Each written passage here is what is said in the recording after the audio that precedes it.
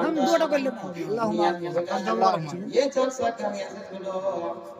अल्लाहुम्मा आमीन दुआ करना है এই দোয়া কর भाई हम 500 টাকা দিলে বাড়িতে কোনো রকম টেনশন দিও না ছেলে মেয়েদের বরকত দিয়ে সুখের জীবন কাটায় আল্লাহুম্মা আমিন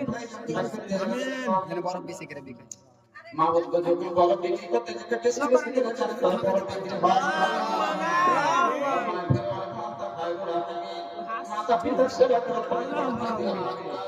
আমিন যতদিন ভাই জানতো নিয়ে বেঁচে থাকবে আমিন এ বছর কারণে বেশি রোজা করতে পারলে না আল্লাহ তৌফিক দিও আমিন